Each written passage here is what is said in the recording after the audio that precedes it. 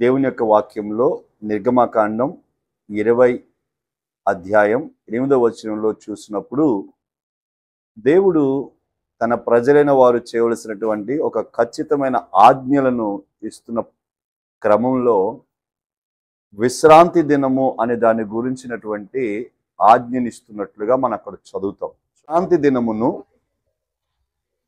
పరిశుద్ధముగా ఆచరించుటకు జ్ఞాపకముంచుకోండి. దేన్ని ఆచరించడానికి? చాలా మంది మర్చిపోతారు కదా, ఆదివారాన్ని, విశ్రాంతి దినాన్ని మర్చిపోతారు. ఓ ఈరోజు సండేనా అని అంటారు.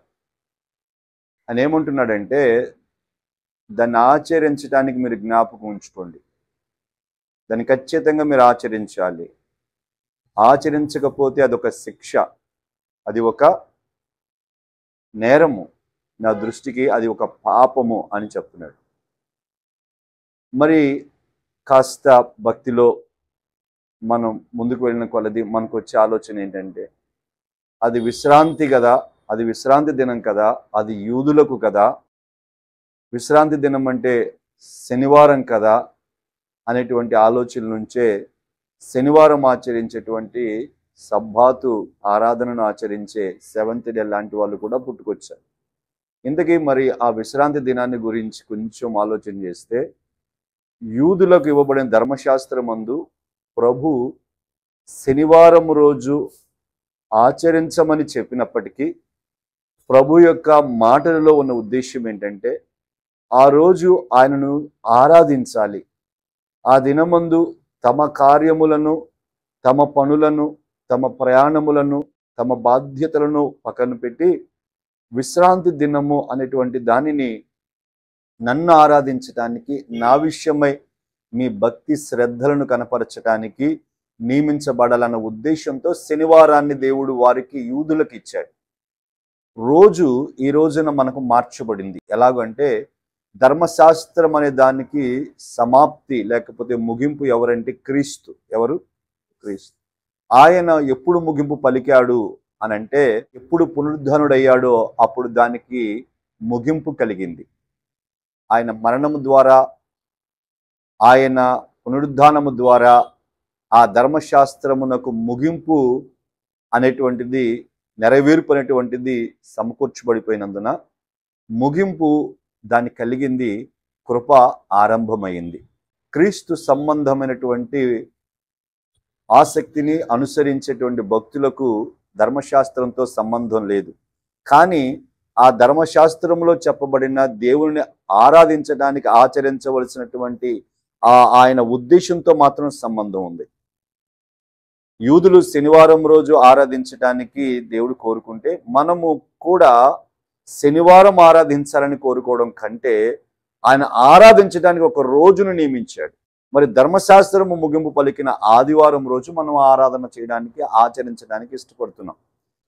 నేను మీకు ఈ ఆదివారం యొక్క ప్రాముఖ్యత, దాని ఆశీర్వాదం జ్ఞాపకం చేయడానికి దానిలో పరిశుద్ధ గ్రంథంలో నుంచి ఒక మాట మీకు జ్ఞాపకం చేస్తాను. దేవుడు విశ్రాంతి దినమును ఆచరించే క్రమంలో వారానికి ఒక రోజుతో పాటుగా 7 సంవత్సరాలకు ఒక రోజు కూడా విశ్రాంతి సంవత్సరముగా కూడా ప్రకటించాడు. ఆ రోజుల్లో రైతులు, ఆ రోజుల్లో వ్యవసాయం చేసేవారు, వ్యాపారం చేసేవారు ఆ రోజులలో భూమికి విశ్రాంతిని ఇవ్వాలంట. దానివలన ఏమవుతుందంటే 6 సంవత్సరాల పాటు పండిన పంట క్రమక్రమంగా ఆ పంటలో వచ్చిన సారాన్ని బట్టి భూమి సారం కోల్పోతుంది కదా. 7వ సంవత్సరం ఏది చేయకుండా ఉండడం మూలంగా ఏం జరుగుతుందంటే ఆ భూమికి మరలా పునరుత్పత్తి కలుగుతుంది. బలం ఏం కలుగుతుంది? పునరుత్పత్తి అంటే మరలా కొత్తగా ఆ బలం అనేది పుట్టుకొస్తుంది భూమిలో. మరలా 6 సంవత్సరాలు ఎటువంటి క్వాలిటీ తగ్గకుండా, ఎటువంటి క్వాంటిటీ తగ్గకుండా ఆరోగ్యదాయకమైన భూమి ఫలాలను తన ప్రజలను ఇజ్రాయెల్కి ఇస్తూ ఉంటుంది. అందుకనే ఇజ్రాయెల్ యొక్క భూమి చాలా బలవంతమైనది. ఇజ్రాయెల్ భూమిలో ద్రాక్ష గెలలు ఇద్దరు మోసుకొచ్చారంట. ఆ గోధుమలు శ్రేష్టమైన గోధుమలు అంట. అక్కడ ఉన్నటువంటి తేనె చాలా మధురమైన బలమైన తేనె అంట. ఇప్పుడైతే ఈ విషయాన్ని మనం ఆలోచిస్తున్నామో, విశ్రాంతి దినము అంటే ప్రభుని ఆరాధించడానికి క్రమంగా ఆ ఆజ్ఞను పాటించేటువంటి ఆ అనుభవంలో ఉన్నటువంటి గొప్ప ఆశీర్వాదము, ఆ బలము, ఆ శ్రేష్టత విశ్రాంతి సంవత్సరమున భూమిని దేవుడు నియమించినందున విశ్రాంతి దినమును లేక విశ్రాంతి సంవత్సరమును ఆచరించే మనస్సు కలిగిన ప్రజలకు, ఆ బిడ్డలకు దేవుడు ఎంత గొప్ప దీవెనిస్తున్నాడు అన్నది మనకి ఆ పంట వస్తున్న, ఆ విశ్రాంతి దినమును ఆచరించిన తర్వాత భూమి పొందుకుంటున్న ఆ బలము, అది ఇస్తున్న ఉత్పత్తి ద్వారా మనకి అర్థమవుతుంది. కానీ అంతే శ్రేష్టమైనది. కాబట్టి మనం విశ్రాంతి దినాన్ని చాలా చక్కగా ఆచరించే క్రమాన్ని పెట్టుకోవాలి. విశ్రాంతి దినం అనేటువంటిది మనం ఆప్షన్ కాదు, ఆజ్ఞ. ఏంటది మళ్ళానండి? ఆప్షన్ కాదు, కుదిరితే ఆరాధనకు రావడం కాదు, అది ఆజ్ఞ అంతే. చేయకపోతే ఆజ్ఞ అతిక్రమం, పాపం. కనుక దేవుని మందిరమునకు మేము విడిచిపెట్టమంటాడు నెహెమ్యా పుస్తకం 10వ అధ్యాయంలో. వారు ఏమంటారంటే, ఈ మందిరాన్ని కట్టుకున్న తర్వాత విశ్రాంతి దినం ఆచరించడం అనేటువంటిది నెహెమ్యా ద్వారా వారు తెలుసుకున్నాక, మేము మా దేవుని మందిరమును విడిచిపెట్టాం, ఏ రోజు ఏ విశ్రాంతి దినాన్ని మేము ఆగాం అని వాళ్ళు స్థిరమైన తీర్మానం చెప్తూ ఉంటారు. దీని గురించి నేను ఇంకొంచెం మీకు దాని యొక్క ప్రాముఖ్యత అర్థం కావడానికి ఓ చక్కటి జరిగిన సంఘటన గుర్తు చేస్తూ ఉంటాను.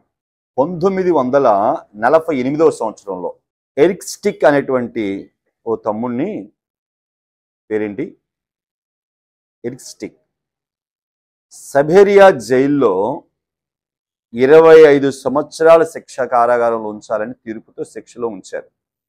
ఇతడు ఒక క్రైస్తవుడు. ఇతను జైల్లో ఉంచిన వాళ్ళకి ఊరికే కూర్చోబెట్టరు, అట్లా కూర్చోబెట్టి తిండి పెట్టరు, వాళ్ళతో పనులు చేపిస్తారు. ఎరిక్ స్టిక్ కూడా అక్కడ జైల్లో పనులు చేయాలి. అతను క్రైస్తవుడు గనక ఆదివారం రోజు నేను పని చేయను అని చెప్తాడు. వారు కోపంతో అతన్ని ఏం చేస్తారంటే, 3 అడుగుల పొడవు 4 అడుగుల వెడల్పు ఉన్నటువంటి ఒక ఇరుకైనటువంటి మందిరం, ఆ జైల్లో అతనికి ఆహారం ఏమీ పెట్టకుండా అక్కడ పడేస్తారు. ఇతను ఇంచుమించుగా సంవత్సరం పాటు అక్కడే ఉంటుంటాడు. 4 రోజులు భోజనం పెడతారు, 10 రోజులు ఆ ఇరుకు మందిరంలో ఉంచుతారు. అలా సంవత్సరం పాటు అతన్ని ఎత్తు ఉన్నటువంటి ఆ స్థలంలో కఠినంగా అన్నపానాలు లేకుండా ఉంచేసి మళ్ళా 4 రోజులు పెట్టి 10 రోజులు ఆ ఇరుకు జైల్లో ఉంచడం అనేటువంటి జరుగుతూ వస్తుంది సంవత్సర కాలం పాటు. సంవత్సరం తర్వాత కొత్త అధికారి జైలుకి వస్తాడు.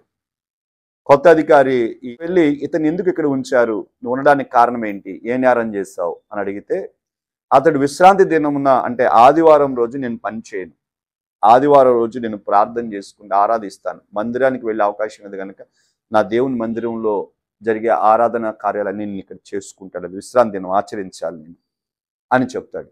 అప్పుడు ఈ అధికారి ఆలోచించి, నువ్వు ఒక పని చేయి, శనివారం రోజే నువ్వు ఆదివారము శనివారం చేసే డబల్ పని చేయాలి, దానికి ఓకేనా అని అడుగుతాడు. తప్పకుండా సార్ అని చెప్తాడు. 10 సంవత్సరాల పాటు ప్రతి శనివారం అతను ఆదివారం రోజు కూడా చేయాల్సిన పనులు ముందే చేసేసుకుంటాడు. ఇక ఆదివారం రోజు అతని పని చెప్పరు. ఇతని పని ఏంటంటే, ఈ జైల్లో ఉన్న వాళ్ళందరికీ కూడా వాటర్ ఇవ్వడం. వాటర్ తీసుకుని 2 కిలోమీటర్ల అబోవ్ అతను వెళ్ళి నీళ్లు చేది ఓ ఎద్దుల బండి మీద పెట్టుకొని వాటిని జాగ్రత్తగా తీసుకురావాలి. ప్రతిరోజు కొన్ని 100 లీటర్లు తీసుకొస్తాడు, కానీ శనివారం రోజు డబుల్ తీసుకొస్తాడు.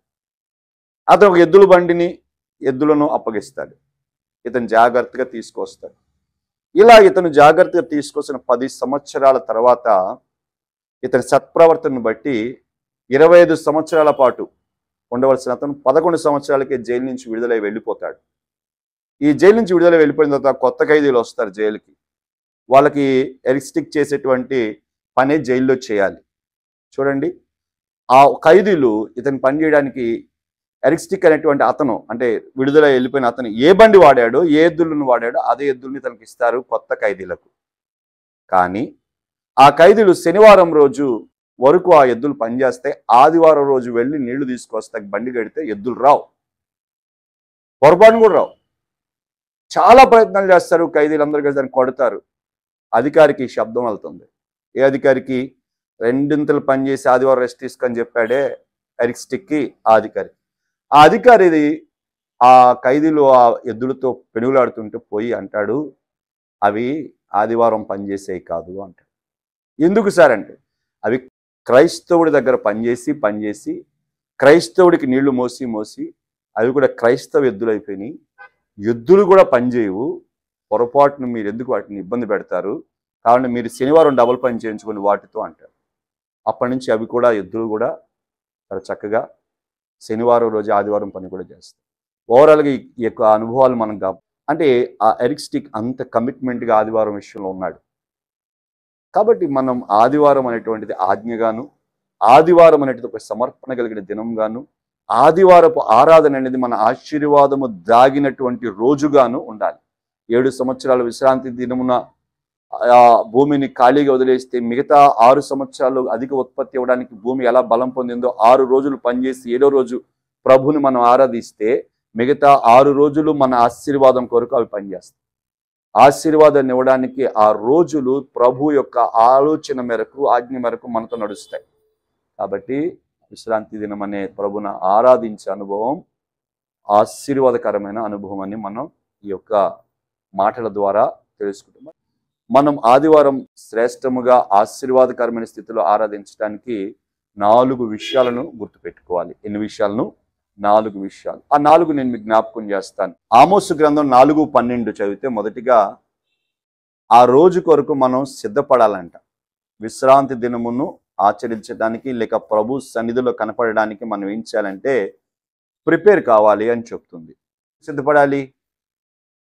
రేపు ఆరాధన కోసం మందిరాన్ని ఎప్పుడు సిద్ధపరిచాం? మరి మనం ఎప్పుడు సిద్ధపడాలి? మన ఆదివారం పొద్దున అడవుడికి లేసి సిద్ధపడతాం కదా. అందుకనే ట్యానికి రాం, అందుకని మనస్ఫూర్తిగా వినలేం, ఆరాధించం. ఈరోజే రేపటి కోసం సిద్ధపడాలి. ఆదివారం రోజు సిద్ధపడి రావాలి. ఎలా రావాలమ్మా? రెండవదిగా ఎలా రావాలంటే యెహోషువ అంటాడు, నేను నా ఇంటి వారును దేవుని సన్నిధిలో ఆయన సేవించడానికి తీర్మానించాము. దావీదు అంటాడు, నేను నా కుటుంబము యెహోవా సన్నిధిలో నిలిచి కృపయువు అని ప్రార్థన చేస్తాడు. కుటుంబం అంతా రావాలి. ఎలా రావాలి? కుటుంబం అంతా. రెండవదిగా కుటుంబం అంతా రావాలి. మూడవదిగా 100వ కీర్తన భాగం 2వ వచనం చూస్తే ఉత్సాహంగా రావాలంట. ఎలా రావాలి? బస్ స్టాండ్లో బ్యాగులు పోగొట్టుకున్నోడు ఇంటికి తిరిగి వచ్చినట్టుగా మందిరానికి వస్తారు కొంతమంది. డబ్బులు, బట్టలు, టిక్కెట్లు, అక్కడ పనికొస్తాయని ఏటీఎం కార్డులు, అక్కడ బాగా పనిచేయాలని సెల్ ఫోన్ కూడా కొనుక్కుని బ్యాగులో పెట్టుకుని బస్ స్టాండ్కి వెళ్తే బస్ స్టాండ్లో బ్యాగ్ పోయింది. ఆడ తిరిగి ఎట్లా వస్తాడు? ఎందుకంటే బస్సులో ఎక్కించుకోలేదు కదా, టికెట్ పోతే తిరిగి ఎలా వస్తాడు? అలా వస్తారు మందిరానికి. కానీ ఎలా రావాలని బైబిల్ చెప్తుంది? ఉత్సాహంగా రావాలంట. తర్వాత అదే 100వ కీర్తన భాగంలో 4వ వచనం ఏం చెప్తుంది? కృతజ్ఞతతో రావాలంట. ఎలా రావాలి? కృతజ్ఞతార్పణలు చెల్లించుతూ. కృతజ్ఞతార్పణలు చెల్లించడం అంటే మీరు కానుకలు తీసుకురమ్మని కాదు. అఫ్కోర్స్ తేవాలి కృతజ్ఞతతో. మన ఇంటిలో ఈ వారం అంతా పోషించే ప్రతి దానిలో భాగం తేవాలి. ఆ తేవడానికి ముందు మన హృదయంలో కృతజ్ఞత ఉండాలి. దాని కొరకు స్తుతించడానికి, మనం ఆరాధించడానికి, ఆయన సన్నిధిలో కృతజ్ఞతతో కనపడడానికి మనం రావాలి. ఈ విధంగా విశ్రాంతి దినమును ఆచరించడం అనేది ఆజ్ఞ, అందరి ఆశీర్వాదం, అందరి కృపాక్షేమం మన వెంట తిరిగి మనతో వస్తుంటాయి. కాబట్టి ఈరోజు మనం విన్న సందేశం ఏంటంటే, దేవునిని ఆరాధించుట విశ్రాంతి దినమున జ్ఞాపకం పెట్టుకుందాం, ఆజ్ఞగా తీసుకుందాం, మర్చిపోవద్దు. మన మందిరానికి ఈ వాక్యం వింటున్న వారైతే వారి వారి మందిరాలకు ఈ విధంగానే వెళ్ళాలి. మీరు ఇంటికి వెళ్ళినప్పుడు ఏం చేయాలి తెలుసా? రేపు ఆరాధన కొరకు మీరు సిద్ధపడాలి, పనులు సిద్ధపరచుకోవాలి, అలారం పెట్టుకోవాలి, మీ ఇంటి వారిని సిద్ధపరచాలి, ప్రార్థించాలి. అవరోధాలు ఏమున్నాయో అవి సిద్ధపడాలి. సిద్ధపడకపోతే అప్పుడే నీకు పనులు వస్తాయి, ఫోన్లు వస్తాయి, చుట్టాలు వస్తారు, లేనిపోయిన ఆలోచనలు వస్తాయి, లేనిపోయిన ఆశలు పడతాయి మందిరం. అప్పుడు ఏమవుతుంది? ఆజ్ఞ అతిక్రమమే పాపం. పాపం అంటే నీకేం చేయాల్సిన పని లేదు. నేను ఆచరించు అని ఆజ్ఞ చెప్తే నువ్వు ఆచరించు, అదే పాపం. కాబట్టి ఇంకైనా విశ్రాంతి దినం ఆచరించే విషయంలో జాగ్రత్త పడదాం. దేవుడి మాటలు దీవించును గాక. ఆమేన్. ప్రైజ్.